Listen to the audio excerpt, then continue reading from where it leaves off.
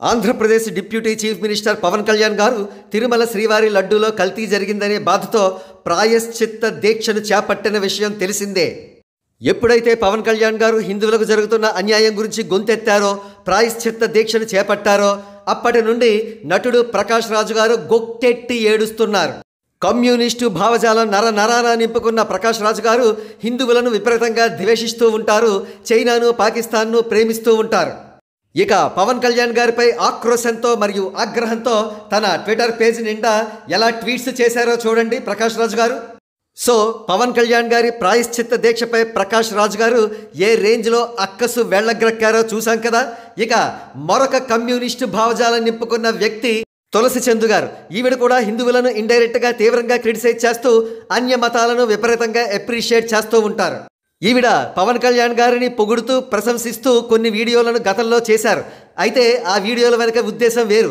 పవన్ కళ్యాణ్ గారి ఫ్యాన్స్ను కూడా తన సబ్స్క్రైబర్స్గా మార్చుకోవాలనే కుటిలమైన ప్రయత్నం అందులో ఉంది. కాగా పవన్ కళ్యాణ్ గారు తిరుమల లడ్డూల్లో జరిగిన కల్తీకి వ్యతిరేకంగా తన గళాన్ని వినిపించి దీక్షను చేపడుతూ ఉండడంతో కమ్మీల వద్ద నుండి వచ్చిన ఆదేశానుసారం ఆవిడ పవన్ కళ్యాణ్ గారికి వ్యతిరేకంగా వీడియో చేశారు.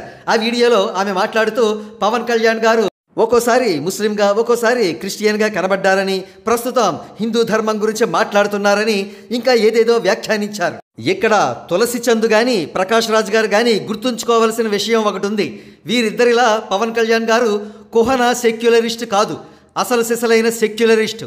ఆయన ప్రస్తుతం హిందూ ధర్మం గురించి మాట్లాడుతున్నారే కానీ ఇతర ఏ మతాన్ని కూడా తిట్టలేదు. అందుకు పూర్తి విరుద్ధంగా ప్రకాష్ రాజు గారు కానీ తులసి చందు గారు కానీ హిందువులకు బడి ఏడుస్తూ ఉంటారు. ఏడుస్తూ ప్రకాష్ రాజు గారు ట్వీట్స్ చేస్తే ఏడుస్తూ తులసి చందు గారు వీడియోస్ చేస్తూ ఉంటారు. ప్రస్తుతం వీరిద్దరూ కలిసి జాయింట్గా పవన్ కళ్యాణ్ గారిపై పడి ఏడుస్తున్నారు. ఇంతకీ వీరిద్దరి ఏడుపుకి కారణం పవన్ కళ్యాణ్ గారు సనాతన ధర్మ పరిరక్షణ బోర్డు ఆవశ్యకతను గురించి తన వాయిస్ను బలంగా వినిపించడమే. పర్యవసానం కేంద్ర ప్రభుత్వం ప్రస్తుతం సనాతన ధర్మ బోర్డును నెలకొల్పే దిశగా చర్యలు తీసుకుంటోంది. ఒకవేళ సనాతన ధర్మ పరిరక్షణ బోర్డు ఏర్పడితే మాత్రం ప్రకాష్ రాజు గారు, తులసి చందు గారు వంటి వారు హిందూ ధర్మంపై పడి ఏడిస్తే వారిపైన తగు చర్యలు తీసుకోవడానికి ఆ బోర్డు సదా సిద్ధంగా ఉంటుంది. సరిగ్గా ఈ పాయింట్ దగ్గరే ప్రకాష్ రాజు గారు, తులసి చందు గారు విపరీతంగా గజగజ వణుకుతూ పవన్ కళ్యాణ్ గారికి పడి గొక్కెట్టి ఏడుస్తున్నారు.